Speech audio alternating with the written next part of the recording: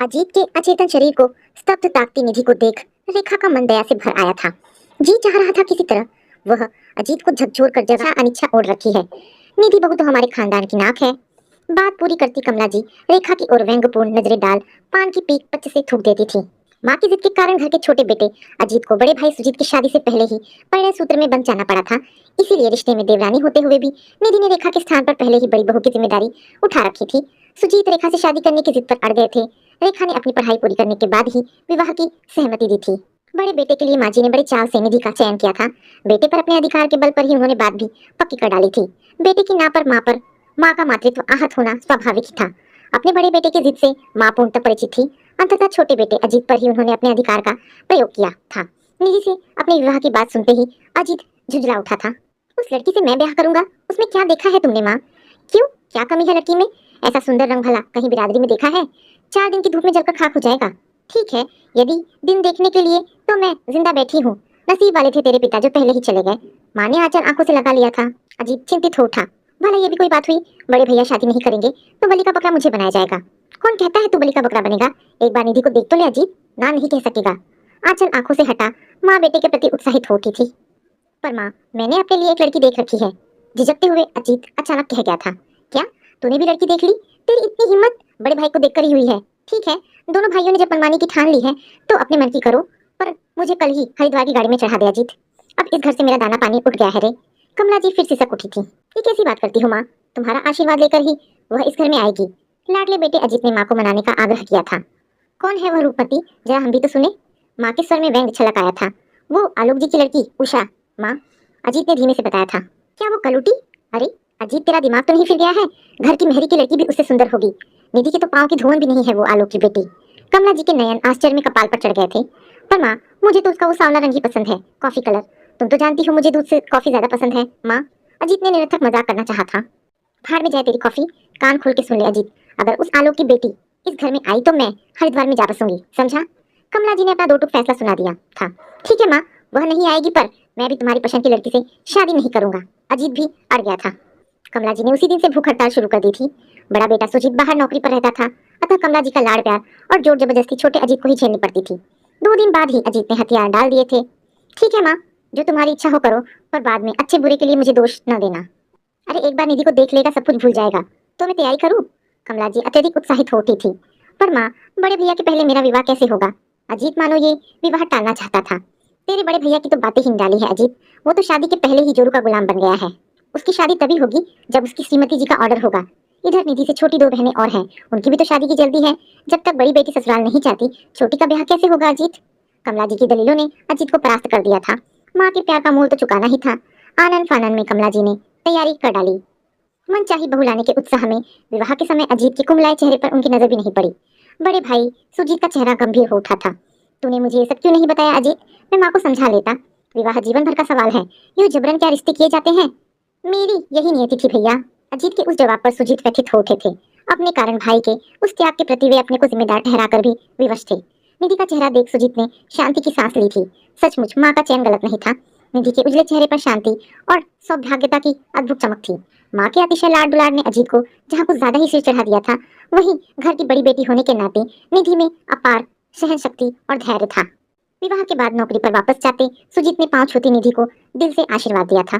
सदा सुखी रहो, और देखो माँ के इस लाडले पर अपना अंकुश बनाए रखना, वरना ये हाथ से निकल जाएगा। सुजीत को माँ की चिट्ठी से घर की जानकारी मिलती रहती थी।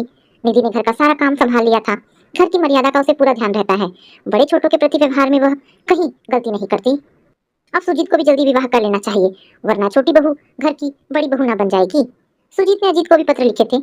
उसके संक्षिप्त उत्तरों में वह निधि के प्रति उन्हीं प्रशंसा के शब्दों को खोजता था जो माँ की चिट्ठी की हर लाइन में उभरते आते थे। निधि के प्रति अजीत का नितांत मौन सुजीत की चिंता का विषय था। अंततः रेखा की पढ़ाई पूर्ण हुई और जल्द ही सुजीत और रेखा परिणय सूत्र में बन गए थे। दोनों के कुछ गिने चुने खास दोस्त भर ही विवाह में आमंत्रित किए गए थे।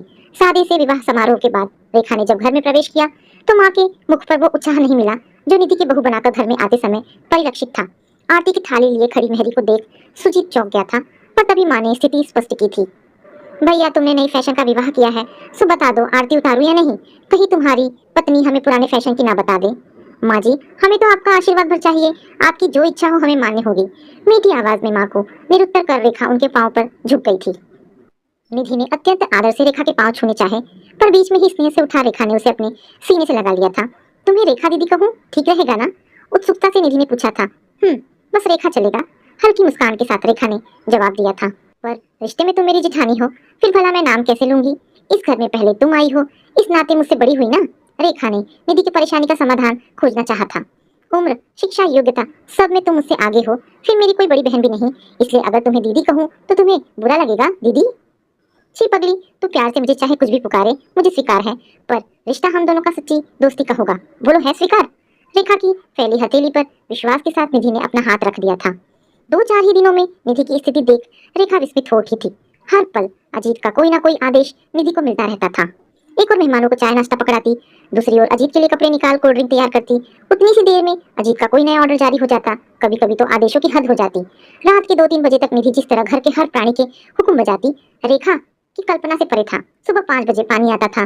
पानी भरने के दायित्व से लेकर घर के हर छोटे बड़े कामों की निधि की ही जिम्मेदारी थी।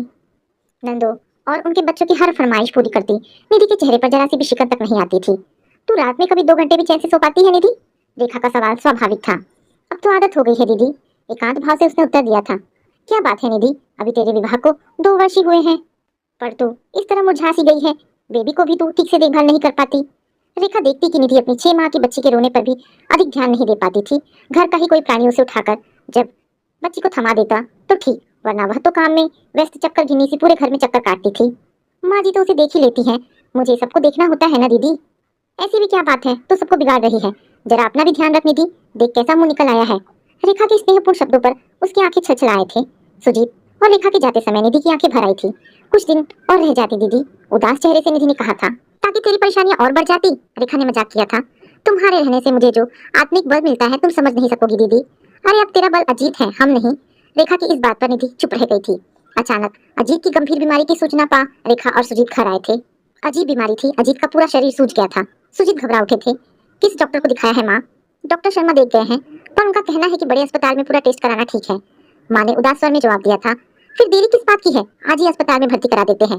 सुजीत की बात स्पष्ट थी। मैं अस्पताल में भर्ती नहीं होऊंगा भैया, प्रयास पूर्वक आंखें खोल अजीत ने कहा था। हर बात में जिद करना ठीक नहीं है अजीत, डॉक्टर की राय सभी मानते हैं। मुझे पहले खबर क्यों नहीं दी माँ? सुजीत ने शिकायत की थी। मैं क्या खबर देती, उस दिन दफ्तर में चक्कर खाकर गिर गया। लाख मना किया घर में आराम कर, पर दूसरे दिन भी दफ्तर चला गया। नतीजा सामने है। माँ का रोष स्वाभाविक सा था। अजीत की गंभीर बीमारी में भी निधि को सहज भाव से काम निपटाते देख रेखा चकित हो उठी थी। रेखा और सुजीत के सामने चाय और बिस्किट रख निधि जैसे ही मुड़ी, अजीत का तेज स्वर निधि को चौंका गया था। कब से सैंडविच मांग रहा हूँ, कब दोगी? जब मैं खत्म हो जाऊंगा। निधि ने पलटकर एक पल अजीत को देखा भर था, पर शांत भाव से बाहर चली गई थी। उसके बाहर जाते ही सुजीत ने मीठे स्वर में अजीत को झिड़का था। छी भला, इस तरह नाराज होते हैं? बेचारी दिन रात पिसती रहती है, उसको भी तो इस समय शांति और सांत्वना चाहिए। मुझे किसी की शांति से मतलब नहीं है भैया। दफ्तर में जब बेहोशी छूटी तो लगा माँ को देख लूं। वे लोग जबरन हॉस्पिटल ले जाना चाह रहे थे, पर मैं घर आ गया। माँ को देखे बिना मैं प्राण भी तो नहीं त्याग सकता। अजीत का वाक्य समाप्त होने के साथ ही निधि ने सैंडविच की प्लेट सामने रख दी थी। निश्चय ही अजीत की बात निधि ने स्पष्ट सुनी थी। रेखा उसके चेहरे की ओर नजर उठाने की हिम्मत भी नहीं कर सकी थी। रात के एकांत में अकेली निधि को छत पर जाते देख रेखा उसके पास जा खड़ी हुई थी। कैसी होनी थी? स्नेह विगलित स्वर में रेखा ने सवाल किया था। जवाब में निधि टूटकर रेखा के गले से जा लगी थी। सिसकियों का बांध टूटने में ही नहीं आ रहा था। क्यों व्यर्थ ही परेशान हो रही है निधि? अजीत जल्दी ही ठीक हो जाएंगे। सुजीत के सामने उसकी जिद नहीं चलेगी। स्नेह से निधि के बालों को सहलाती रेखा का मन भर आया था। दीदी, अभी जो वो कह रहे थे तुमने ठीक से सुना था ना? कौन सी बात निधि? रेखा ने जानकर भी अनजान बनना चाहा था। तुम्हें बताओ ना दीदी, मैं इस घर में क्या स्थान रखती हूँ, किस पर अधिकार है मेरा? निधि के स्वर की विकलता रेखा को छू गई थी। इस घर की सबसे प्यारी बहू है तू। सच कहूँ तो तू बड़ी बहू है। तेरे सामने तो मैं अपने को बहुत छोटा पाती हूँ निधि। सिर्फ घर की बहू न दीदी, पर जिसके नाते ये संबोधन मिला है उसकी नजर में मैं क्या हूँ दीदी? निधि की आंखों में ना जाने कौन सी आग जल उठी थी। तो अजीत की पत्नी नहीं, उसकी प्रेरणा है निधि। तभी तो उस दिन दफ्तर में बेहोशी टूटने पर उन्होंने सिर्फ माँ जी को देख पाने की कामना की थी ना दीदी। अरे वह तो उसका बचपना है निधि। माँ जी का अपने इस छोटे बेटे पर ज्यादा लाड़ है ना, सो वह उनके स्नेह के प्रति अपना आभार जताना चाहता है। रेखा ने बात संभालनी चाहिए थी। वह जानती थी निधि के दिल में अजीत की उस बात ने कितनी आघात पहुंचाया था। प्रेम प्रतिदान नहीं चाहता, तो जिसके लिए सब कुछ अर्पित कर दिया उसके 2 मीठे शब्दों पर भी अधिकार नहीं। तू बेकार की बातें सोचती है निधि। अजीत तुझे बहुत ज्यादा प्यार नहीं दीदी, इसके आगे और कुछ मत कहना। माँ जी की गलती की सजा मुझे भरनी पड़ेगी। ये तो अन्याय हुआ ना। माँ जी की गलती? उन्होंने किसी और से विवाह करना चाहा था। अगर उनकी वो इच्छा पूरी नहीं हो सकी तो क्या इसके लिए अकेली मैं ही जिम्मेदार हूँ दीदी? अरे वो बात तो अजीत कब का भूल चुका होगा निधि। तुझ जैसी पत्नी पाकर कोई भी धन्य होगा। माँ जी तो तेरे गुण गाते नहीं थकती। सिर्फ माँ जी की बहू बनकर क्या जिया जा सकता है दीदी? निधि ने अपनी प्रश्नवाचक नजरें रेखा के चेहरे पर निबद्ध कर दी थी। याद आया रेखा को पिछली बार नंदों के सामने माँ जी अजीत के गुणगान करती किस कदर गदगद थी। अरे माला, इस अजीत को देख, इतनी साड़ियाँ पड़ी है मेरे पास, पर जब भी कहीं जाता है दो चार उठा लाता है। मैंने 1000 बार कहा है तू अब मेरा ध्यान छोड़, निधि के लिए साड़ी वाड़ी लाया कर। मेरी बात सुनते ही बोला, मैं तुम्हें लाता हूँ, उसे जो देना है तुम ला कर दो। माँ जी के चेहरे पर ढेर सा वात्सल्य का गर्व झलक आया था। बड़ी ननद छाया ने माँ की हाँ में हाँ मिलाई थी। सच, हमने तो कभी नहीं सोचा था ये अजीत इतना बदल जाएगा। कितना शैतान हुआ करता था बचपन में, पर अब तो सारे घर की जिम्मेदारी संभाल ली है इसने। माँ को तो बिस्तर से पाँव नीचे नहीं धरने देते हैं अजीत भैया। असली राज तो माँ छोटे बेटे के कारण ही कर रही है। छोटी ननद माला ने अप्रत्यक्ष रूप से बड़े भाई की अकर्मण्यता पर छींटा डाला था। पर उन सब तारीफों में निधि कहाँ थी? क्या खास किया है उसने? सबकी खातिरदारी में गर्मियों में किचन में तपती निधि घर के हर व्यक्ति के आदेश पर बस दौड़ती ही तो रहती थी। अजीत तो जैसे सबको ये दिखाकर निहायत संतोष पाता कि देखो परिवारजनों के लिए उसने अपनी पत्नी समर्पित कर दी है। हर छुट्टी में घर के सारे लोग इकट्ठे होते, गप्पे मारी जाती, पर निधि उनमें कब शामिल होती थी? रेखा ने कितनी बार अजीत और निधि को अपने घर आमंत्रित किया था, पर अजीत हमेशा कोई ना कोई बहाना करके टाल जाया करता था। रेखा को कभी अपराध बोध भी होता कि वह तो आजाद अकेला जीवन जी रही है, पर निधि की तो उम्र कैद जैसी हो गई है। बोलो दीदी, तुम चुप क्यों हो गई? निधि के प्रश्न ने मानो रेखा को चैतन्य कर दिया था। उत्तर देने की दुविधा से सुजीत ने उबार लिया था। अरे तुम लोग यहाँ खड़ी हो, वहाँ माँ अजीत के लिए साबूदाना मांग रही है। सुजीत की बात समाप्त होते न होते निधि सीढ़ियाँ भागते हुए उतर गई थी। क्या बात है रेखा, बहुत गंभीर दिख रही हो। क्या माँ ने कुछ कहा है? सुजीत रेखा का कितना ध्यान रखते हैं, और एक वो है अजीत। सुनो, इस बार जब अजीत ठीक हो जाए उन्हें जबरदस्ती निधि के साथ अपने पास बुलाना है। ठीक है, क्या कोई खास बात? सुजीत परेशान हो गए थे। यूं घर के कामों में पिसती निधि को भी तो खुली हवा में सांस लेने का अधिकार है ना। ये बात तो ठीक ही कह रही हो।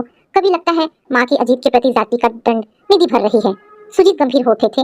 अजीत के सभी जरूरी टेस्ट हॉस्पिटल में करा चुकने के बाद जब रिपोर्ट आई तो सुजीत गंभीर होते थे। एकांत में माँ जी को बुलाकर कहा था, क्या अजीत बहुत पीने लगा है माँ? नहीं, वैसा कुछ तो नहीं, बस दोस्तों में कभी कदा हो ही जाती है। क्या निधि ने शिकायत की है तुझसे? माँ सतर्क होती थी। निधि का नाम क्यों लिया माँ? असल में वह अजीत से शराब को लेकर झगड़ती रहती है, इसीलिए। निधि मना करती है फिर भी अजीत पीता है। माँ, तुमने नहीं रोका उसे? अरे अब मैं कहाँ तक इनके झंझटों में पड़ूं? आपस की बात है, ये दोनों जाने।